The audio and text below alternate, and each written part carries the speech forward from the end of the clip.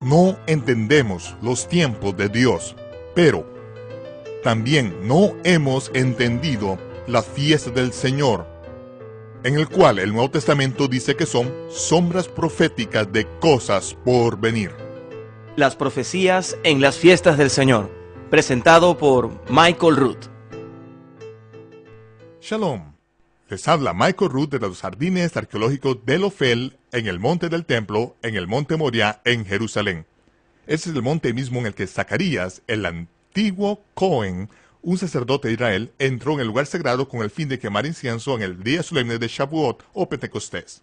A la derecha del altar del incienso apareció el ángel Gabriel y anunció que la anciana esposa de Zacarías tendría un hijo. Johanan ben Zacaraya, conocido como Juan el Bautista en Occidente, era un niño resultado de un milagro, que nacería a una mujer demasiado mayor para concebir.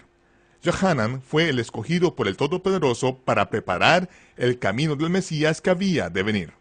Su primo, Yahshua, que había nacido exactamente 6 meses después que él, fue el resultado de un gran milagro aún mucho mayor. Tanto Sara, la esposa de Abraham, como Elisheba, la madre de Johanan, concibieron mucho después de que se les cerrase la matriz por avanzado de su edad, pero Miriam, la prima de Elisheba, concibió siendo virgen, pues la simiente de esta mujer no se contaminaría con el linaje humano. El Redentor sería literalmente el Hijo del Dios viviente. En este episodio seguiremos un ligero desvío por el desierto de Judea con el fin de seguir al profeta que anunció al mundo la venida del Mesías, la primera vez como el Cordero de Dios que quita el pecado del mundo.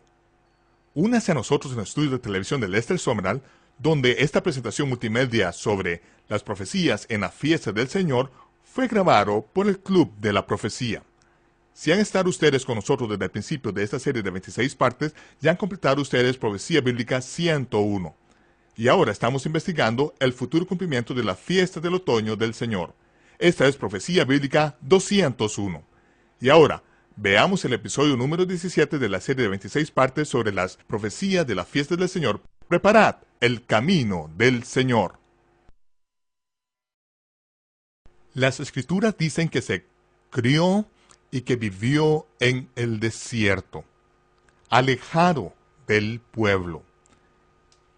Y vemos además que el Señor mismo, como dice en el capítulo 23 de Mateo y también en Lucas, cuando está reprendiendo a los dirigentes religiosos, les dice: así recaerá sobre vosotros toda la sangre justa que sea derramado sobre la tierra, desde la sangre de Abel el justo hasta la sangre de Zacarías, a quien matasteis entre el templo y el altar. ¿Quién es este Abel? Sabemos quién es Abel. ¿Quién es este Zacarías?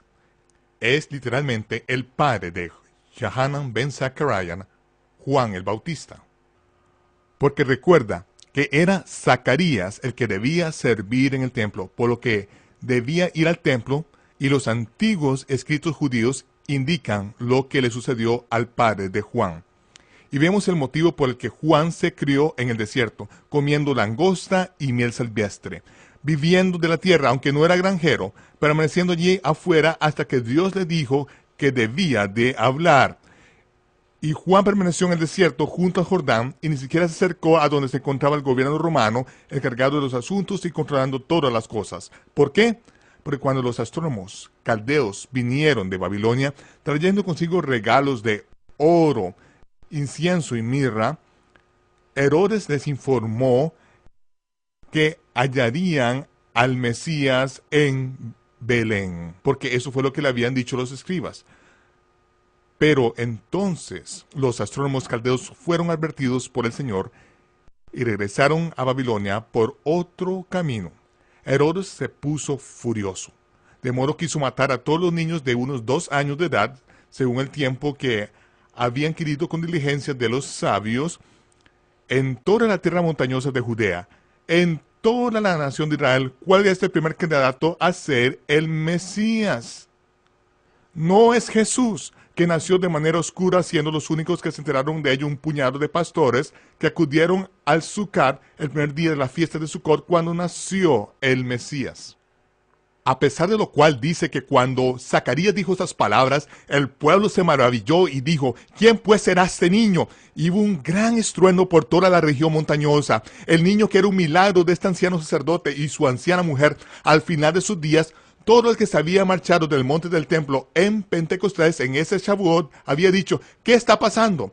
Sabía que algo había sucedido en el templo y 9 meses después nació aquel niño lleno del Espíritu Santo de la matriz de su madre. Y ya me dirás quién crees que es el primer candidato a ser el Mesías en la tierra de Israel.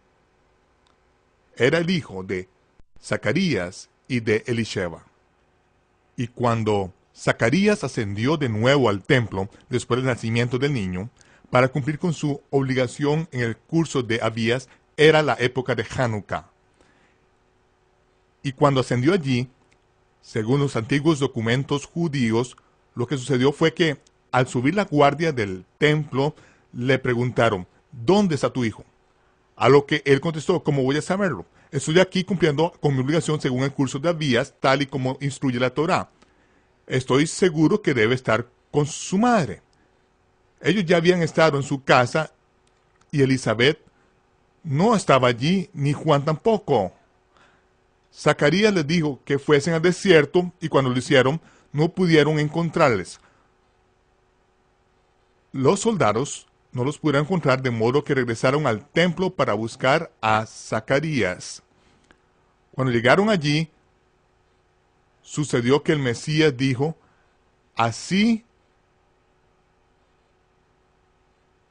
recaerá sobre vosotros toda la sangre justa que se ha derramado sobre la tierra, de la sangre de Abel el justo hasta la sangre de Zacarías, a quien matasteis entre el templo y el altar.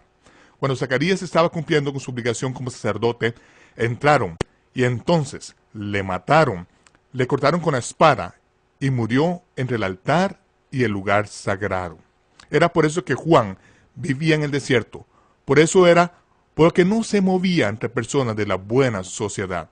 Cuando Dios se lo mandó, regresó y comenzó a hablar diciendo, yo a la verdad os bautizo con agua para arrepentimiento, pero viene uno más poderoso que yo, de quien no soy digno de desatar la correa de su calzado. Él lo bautizará, Mikva, en Espíritu Santo y fuego.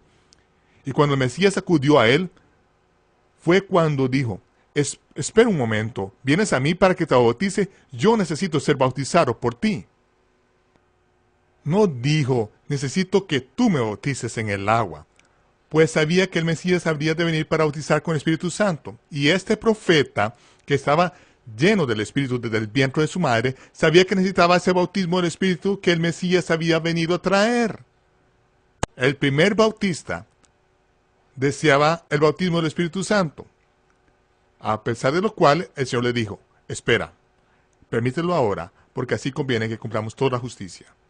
Y durante el ministerio del Señor, nunca bautizó a nadie en agua, ¿verdad? Dice que sus discípulos lo hicieron, pero él nunca lo hizo. ¿Por qué? Porque vino a bautizar con el Espíritu Santo y vemos que en Shavuot, el día de Pentecostés, que concluye la fiesta de la primavera del Señor, ese fue el día en que el Mesías bautizó a sus seguidores con el don del Espíritu Santo, la fiesta de Shavuot, la fiesta de Pentecostés que concluye en la fiesta de la primavera.